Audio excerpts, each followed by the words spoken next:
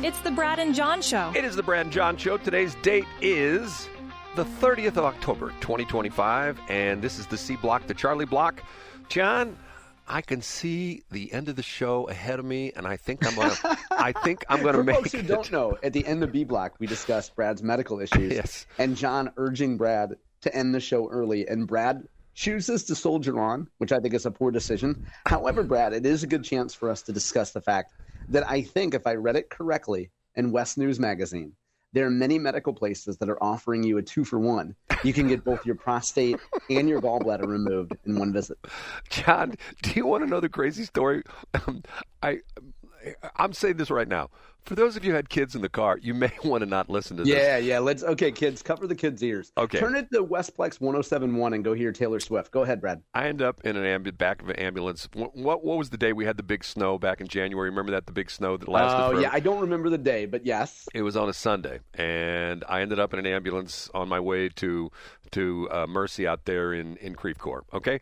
And got there, and at that point in time, I'd been there 3 times before with the same situation. All 3 times they think I'm having a heart attack, which I never did. I never had a heart attack. I just had these crazy gallbladder things. This time, I said to them when I was admitted in the emergency room, I go, this is not a heart attack. This is my gallbladder. So they brought in a surgeon, and in the emergency room, a nice lady, she came in and she says, yes, we've done the test. You're correct. It is your gallbladder. And she says, we can't take it out today, and there's reasons for that, which I won't go into. She says, we're going to get you out of the hospital hopefully today, for sure tomorrow, but you need to see one of our surgeons. Okay, fine.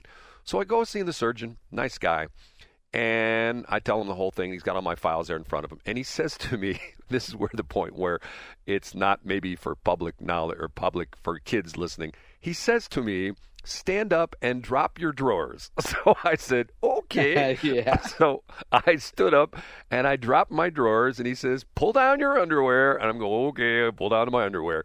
He's looking at my abdomen for surgical scars, because one of the things it was on my record is I've had surgery when I was like 13. I had major abdominal surgery when I was a kid, 13 years old. Don't ask me why. It's a long, complicated story.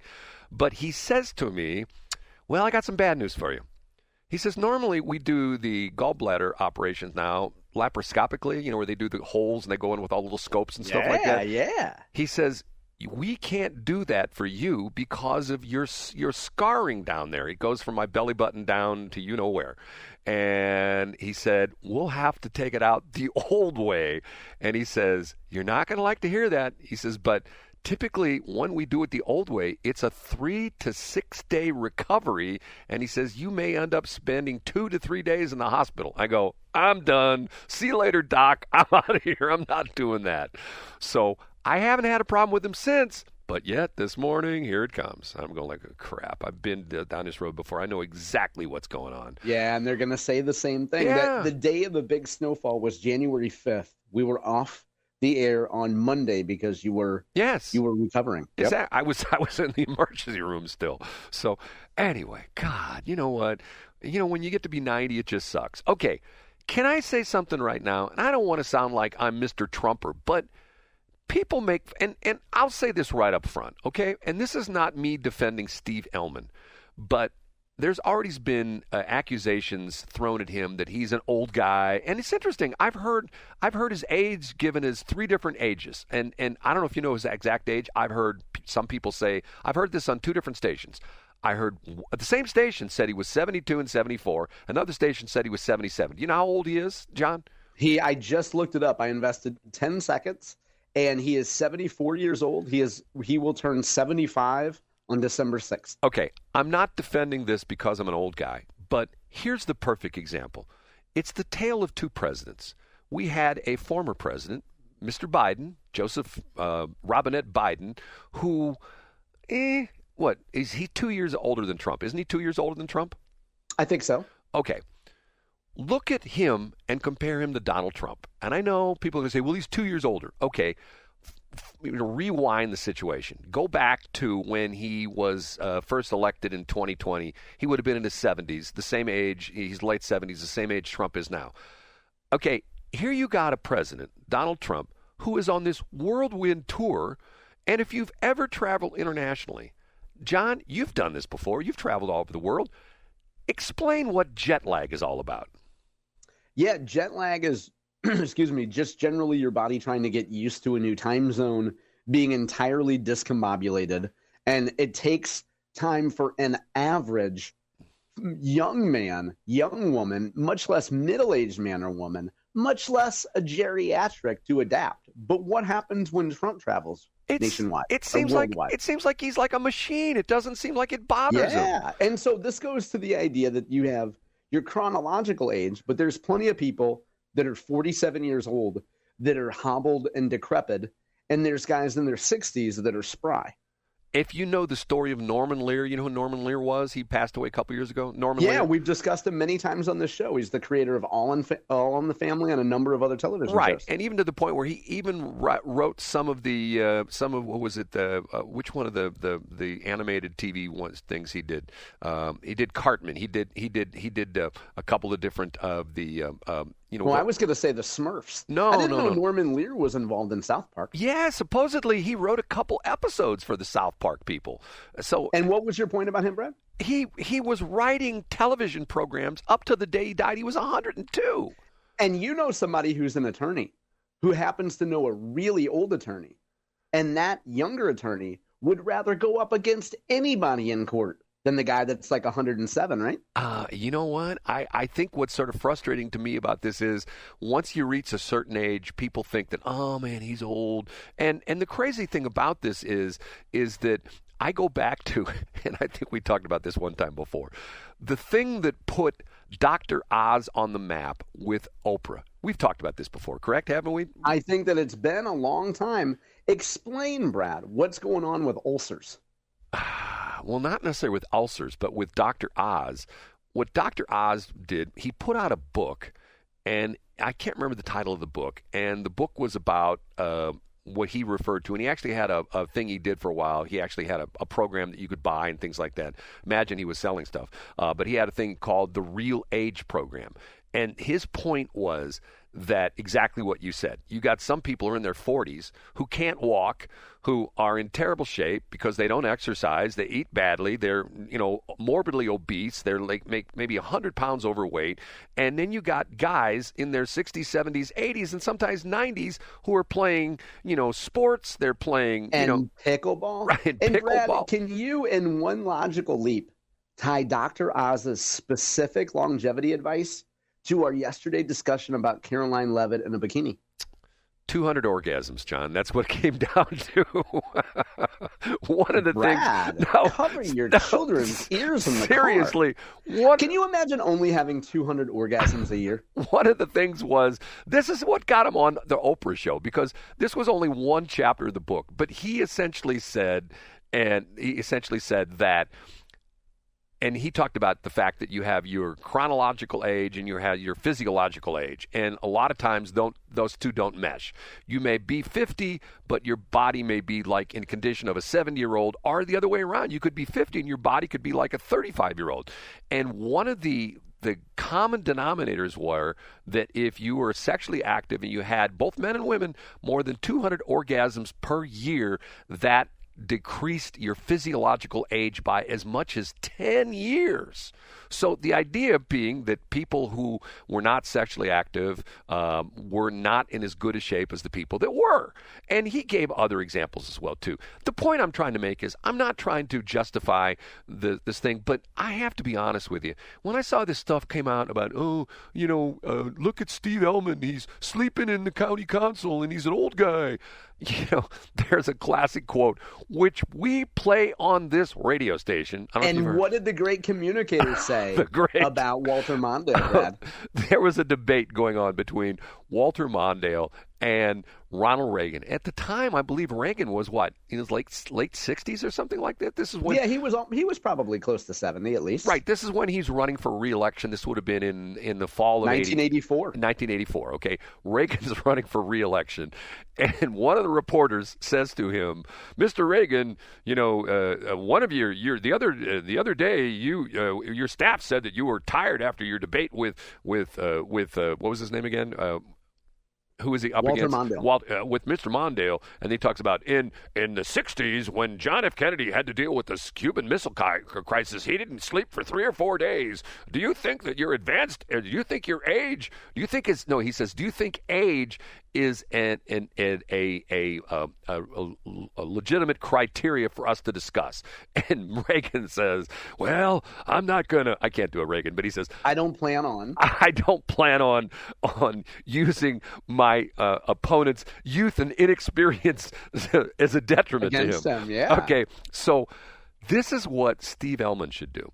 He should say, Bill Eigel is still, a matter of fact, he should say, Bill Eigel, I saw him the other day riding around in Weldon Springs. He's still got the training wheels on his bicycle. Ah, that's pretty funny. That's a zinger, Brad. See, the whole problem with this is, God, the political things just devolve into this. It's gotten so sad. It's like the crap that's going on. If you follow the race in Virginia, you follow the race. The race in New Jersey is really interesting. You know what the crazy part of the New Jersey deal is? Do you know this? No, I don't.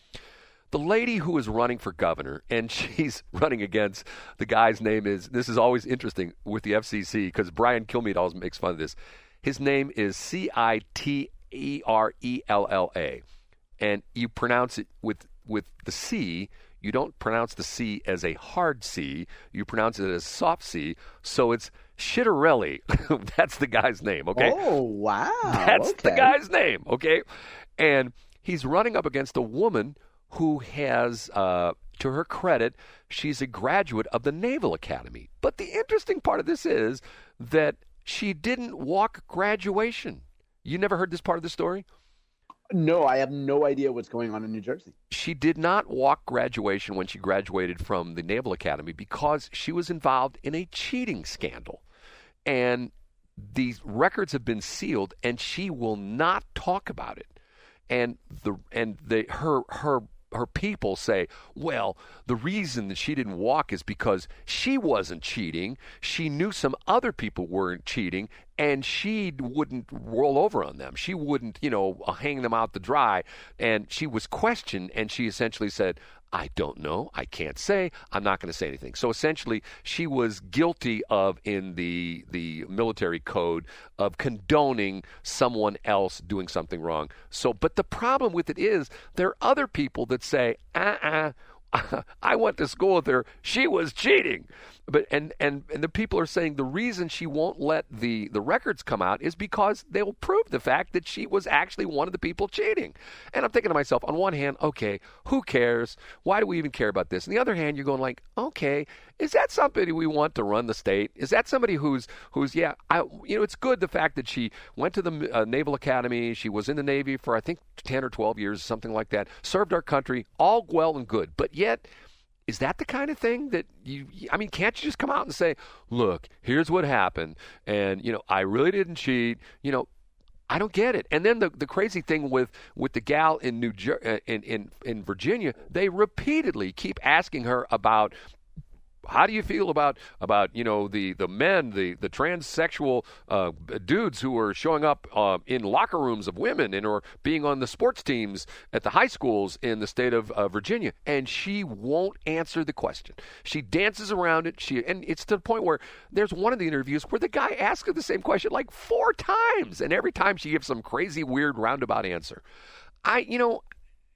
John, why is she avoiding that question? What is it about that question that she doesn't like? Because she is one of the Democrats that's pro, whatever you want to call it. I thought you were talking about Winsome Sears. No. It's I think her name's Steinberger or something like that. Okay. I was thinking about Winsome. No. I'm sorry. I was wrong about that. She's the Democrat, and she won't come out and say it because she is for it. She wants to have. She's for transsexual rights. She's right. In other words, if you feel like you're a woman today, you're a woman. Yeah, and letting men change clothes in women's spaces, things like that. Right, and she won't ever answer the question. And I'm going like, okay, it just drives me nuts, this kind of stuff. And being a journalist, in quotes, I use that because I don't know if I'm much anymore. Although maybe Dr. Camille Winter will shine down on me this morning and say, Brad, you're doing a good job by talking about this stuff this morning. He's going to shine down and say, will you please get to a doctor and get your gallbladder taken care of, or else you're going to join me on this side of the grass in about a week. We'll be in adjoining plots over there in Edwardsville. Right. Now, Brad, you want to be buried at a transmitter site where Lewis and Clark once urinated, right?